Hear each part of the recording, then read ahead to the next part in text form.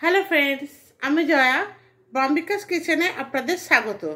আজকে যে রেসিপিটা নিয়ে এসেছি সেটা আপনারা শেষ পর্যন্ত দেখুন। এটা আমার অনুরোধ, আশা করছি ভালো লাগবে। আর ভালো লাগলে আমার পাশে থাকবেন এবং একটা লাইক শেয়ার কমেন্টস করবেন। যদি আমার ইউটিউব চ্যানেল থেকে দেখে থাকেন তাহলে আমার চ্যানেলটাকে সাবস্ক্রাইব করে আমার পাশে থাকবেন। আর যদি ফেসবুক চ্যানেল থেকে দেখে থাকেন তাহলে রিকোয়েস্ট করব আমার পেজটাকে ফলো করবেন। আর পুরনো বন্ধুরা তো জানেন যেভাবে কী করতে হবে, সুতরাং আপনাদের বলার কিছু নেই।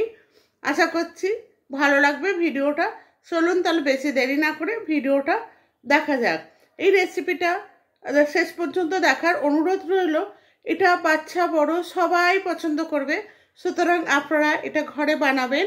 বানিয়ে কেমন হলো অতি অবশ্যই জানাবেন।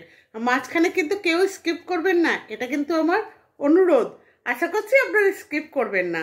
চলুন তাহলে রেসিপিটা দেখে নেওয়া যাক। রেসিপিটা বানানোর জন্য আমি এখানে একটা কড়াই বসিয়ে তাতে 2 চামচের মতো তেল দিয়ে দিয়েছি। দিয়ে তেলটা গরম হতে দিচ্ছি। যতক্ষণ তেলটা গরম হচ্ছে ততক্ষণ আমি একটু মশলা বানিয়ে নিই। এখানে 1 চা চামচের মতো রাঁধুনি দিয়েছি। দিয়ে রাঁধুনিটাকে আমি শুকনোয় গুঁড়িয়ে নেবো, কারণ শুকনো না হলে রাঁধুনিটা ভালো পেস্ট হবে না। তাই জন্য প্রথমে আমি এটাকে শুকনো গুঁড়িয়ে নেবো। এইভাবে দেখুন রাঁধুনিটা আমি গুঁড়িয়ে নিয়েছি। নিয়ে এবার এখানে 1/2 ইঞ্চির মতো একটু আদা দিয়ে দিচ্ছি। দিয়ে আমি এটা পেস্ট বানিয়ে নেবো। এবার আমি এখানে নিয়েছি গাঁটি কচু, যেটাকে কচুরমুখী বলা হয়। সেটা আমি এখানে সেদ্ধ করে নিই, না সেদ্ধ করে ছাড়িয়ে আমি 2 টুকরো করে কেটে নিয়েছি। আর একটা আলুও নিয়েছি, তার সাথে আলুটাকে 2 টুকরো করে কেটে নিয়েছি। তেলটা গরম হয়ে গেছে, আমি কচুগুলোকে এবার তেলের মধ্যে দিয়ে দিলাম। দিয়ে ভালো করে আমি নেড়ে চেড়ে ভেজে নেবো। একটা টমেটোও দিয়ে দিচ্ছি। দেখুন আলু দিয়ে দিয়েছি। আলু, কচু আর টমেটো একসাথে আমি ভালো করে একটু লাল করে ভেজে নেব।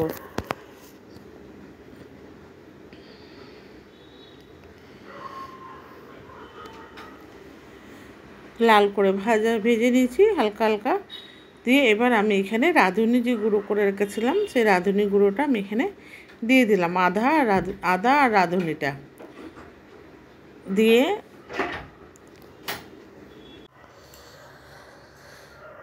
এবার এখানে আমি একটু জল দিয়ে দিলাম, কারণ রাঁধুনি আর আদাটাও আমি শুকনো পেস্ট করেছিলাম, সেই জন্য দিয়ে দিচ্ছি জল। জল দিয়ে আমি ভালো করে নেড়ে চেড়ে নিচ্ছি। আপনারা যদি কেউ কচুর তরকারি খেয়ে থাকেন তাহলে আমি বলবো একবার রাঁধুনি বাটা দিয়ে করে দেখবেন, ভীষণ টেস্টি হয় খেতে। আর আপনারা কে কে রাঁধুনি বাটা দিয়ে করে খান সেটা আমার কমেন্ট বক্সে জানাবেন। হলুদ আর জিরে দিয়ে দিলাম, 1/2 চা চামচের মতো হলুদ আর 1 চা চামচের মতো মানে জিরে না, ধনে গুঁড়ো। আমি এখানে জিরে ইউজ করব না, যেহেতু আমি এখানে রাঁধুনি ইউজ করছি সেই জন্য। ধনে আর রাঁধুনি বাটা দিয়ে আমি এই রেসিপিটা বানাচ্ছি। এবার দিয়ে দিলাম লবণ স্বাদ মতো, আপনারা আপনাদের মতো দিয়ে নেবেন। আর দিয়ে দিচ্ছি কাঁচা লঙ্কার ঝাল। আমি কাঁচা লঙ্কা দিয়ে বানাচ্ছি, আপনারা চাইলে লাল লঙ্কা ইউজ করতে পারেন। আমি এখানে কাঁচা লঙ্কা দিয়ে রান্না করছি। এবার ভালো করে আমি এটাকে কষিয়ে নেব, যাতে যতক্ষণ মশলার গন্ধ বেরোবে, যতক্ষণ না বেরোবে ততক্ষণ কষাবো। এবার আমি আঁচটাকে একটু ফুল করে দিলাম, কারণ এটা আমি কষাবো। এতক্ষণ আমি ধিমি আঁচে রান্না করছিলাম।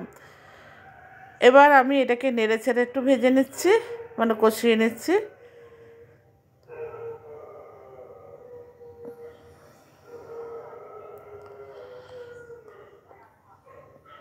পুরো কষানো হয়ে গেছে বন্ধুরা, দেখুন।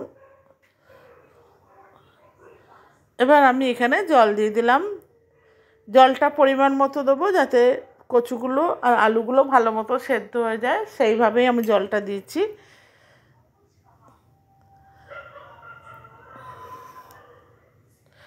ভালো করে নেড়ে ছেড়ে দিচ্ছি যাতে মশলাগুলো সব জলের সাথে মিশে যায়। দিয়ে এবার আমি একটা ঢাকনা দিয়ে ঢেকে দেবো। দিয়ে মিনিট 2 মতো কি মিনিট 3 মতো রান্না করব। দেখুন আমার পুরো রান্নাটা হয়ে গেছে, কেন এরপরে